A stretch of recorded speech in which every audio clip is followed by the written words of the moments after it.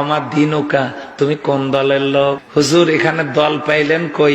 দিন মানে ইসলাম, সেটা হলো ইন্নাদ দীনা ইনদাল্লাহিল ইসলাম। ওয়ামা দীনুকা, বলেন ওয়ামা দীনুকা। এটা ওয়ামা দীনুকা মানে কি? তোমার ধর্ম কি? জোরে, তোমার ধর্ম কি?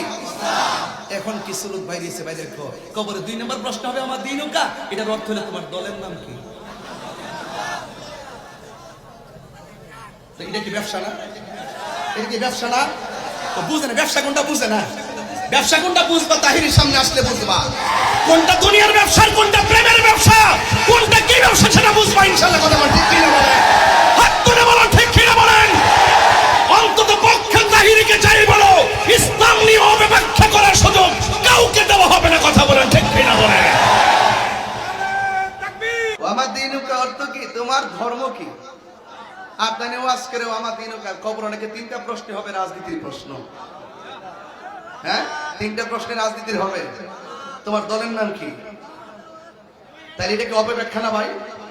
অপব্যাখ্যা না? এইভাবে মানুষকে প্রতারণা করবেন না। যেহেতু আমরা ধর্ম নিয়ে কাজ করি, ধর্মের অসঙ্গতি যেখানে হবে সেখানে আমরা রুখে দাঁড়াবো। এই আপনারা কেউ দেশ আসবেন, কেউ যাবে, এটাই স্বাভাবিক। কিন্তু ধর্ম এটা এমন একটি জায়গা, এটা শান্তির বার্তা দেয়। এই দেশে হিন্দু মুসলমান পাশাপাশি তারা তাদের পূজা করছে, আমরা আমাদের মাহফিল করছি, নামাজ পড়ছি। তারা তাদেরটা করবে, আমি আমারটা করব। তারা তাদেরটা যেভাবে করে সুন্দর হয় সেটাই করবে। আমি প্রয়োজন তাদেরকে নিরাপত্তার জন্য আমরা আমাদের জায়গা থেকে সিকিউর করব। কিন্তু এই নয় যে আপনি ওখানে গিয়ে বলবেন রোজার পূজা এক কত। হিন্দুরা তো বলে না এই কথা যে আমাদের রোজা আমাদের এক কতই, এ পিটার ও পিঠ এগুলো বলে, এগুলো কিন্তু বলবে না। সাবধান, এগুলো বললে আমাদের এই প্রজন্ম ধর্ম থেকে ছিটকে যাবে। কথা বলেন ঠিক কিনা বলেন? এরা প্রতারিত হবে। এই সমস্ত বিষয়গুলো আমাদের মুসলমানের জলাঞ্জলি, মুসলমানদের অস্তিত্বের জলাঞ্জলি দেয়। কথা বলেন ঠিক কিনা বলেন? এইভাবে কথা বলবেন। আমি নিষেধ করলাম, যারা যেটা জানেন না সেটা বলবেন না। যদি জানতে চান, যিনি জানেন তার কাছে যান। কথা বলেন ঠিক কিনা? আমাদের ধর্মের নাম কি? আরো বড় করে, ধর্মের নাম কি?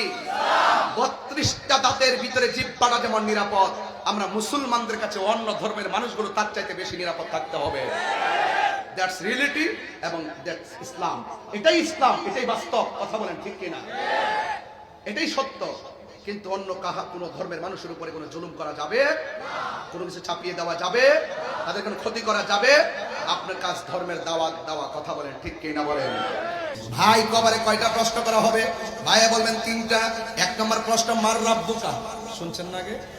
শুনছেন তো? মার রাব্বুকা অর্থ তোমার রবকে। আমার রবকে শুনছেন না? এরপরে আমার দীনুকা, তোমার ধর্ম কি? বলেন না। ওয়ামা কুনতা তাকুলু ফি হক্কি হাযার রাজুল,